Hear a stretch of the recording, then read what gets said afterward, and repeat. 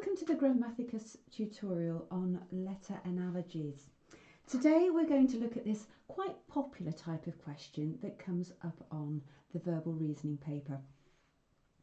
Now first of all, let's consider what an analogy is. An analogy is a comparison of two things that are similar. We come across word analogies in verbal reasoning, and when we're looking at those type of questions, we compare how one thing is similar to another thing. For example, we might be given the question, a bird is to nest as bee is to something. Now if you think about it, a bird lives in a nest, and from that we can gather that a bee lives somewhere. Now if you think about it, a bee lives in a hive. So the analogy we have there is bird is to nest as bee is to hive.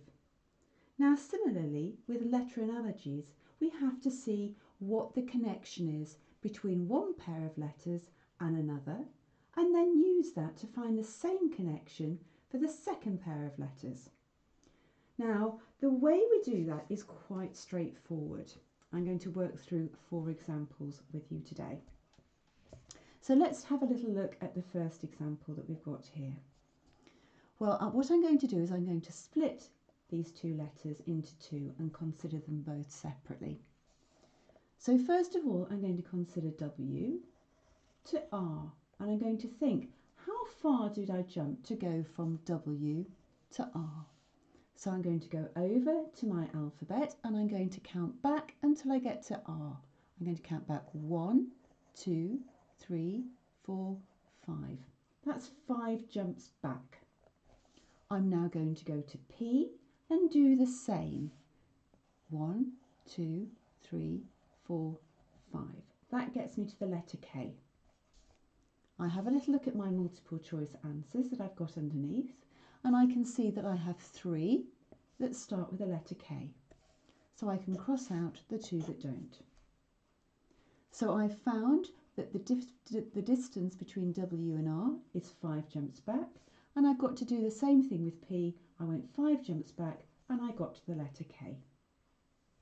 Now let's consider the second in the pair, S to N. So I'm going to go to the letter S and I'm going to jump back until I get to the letter N. 1, 2, 3, 4, 5. So it's 5 back. I'm going to go to L and I'm going to go 5 back. 1, 2, 3, 4, 5, which gets me to the letter G. So if I have a little look down here, I can see that I've got KG as one of my multiple choice options. So I'm going to circle it. I'm going to transfer this answer here to my multiple choice answer sheet. And once I've done that, I'm going to cross out question number 1. Okay, let's have a little look at question number 2. Question reads, JK is to HL as PS is to something. So again, we're going to split this pair in half, consider the first letter first, and we're going to do the distance from J to H.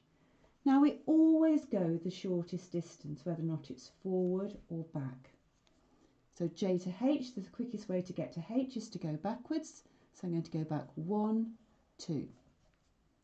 So it's 2 back. I'm now going to go to P, and to make the analogy, I've got to go 2 back from letter P.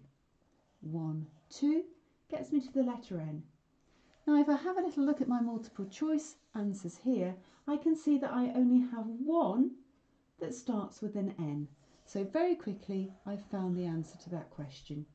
I'm going to transfer that onto my multiple choice answer sheet, and once I've done that, I'm going to cross the question off. Okay, let's have a little look at question number 3. Now, some of you might have noticed straight away, and you're shouting at the screen, oh, this one's a mirror code. Well, it is a mirror code, and well done for noticing it, if you have noticed that. But actually, for this type of question, it's not so important. What I will do is I'm going to show where the mirror line would be. I have my mirror line here, which cuts my alphabet in half. I often think M and N is a bit like M&M's, the chocolate, so it's quite a good way of remembering where the mirror line is. I have my first 13 letters of the alphabet on this side and my second 13 letters on the other side. Now we have mirror pairs of letters. If you think about it, A is the same distance from the mirror line as Z is. And you can see that actually makes up my first pair of letters I've got here. Let's look at the second pair I've got here. C is here, that's the third letter in. And X, again, is the third letter in. The same with D and W, they're both 4 letters in from the edge. Okay then, I'm not going to talk any more about mirror codes because it actually isn't that important, as I say, for this particular question, but it will come up in further tutorials. So let's take the first letter. We're going to go from A to C. A to C, we go forward 1, 2. So we're going to go to D and we're going to go forward 2, 1, 2. So we get to the letter F. If we have a little look down here, we can see that we've got 3 that begin with an F. So we're going to cross out our other options.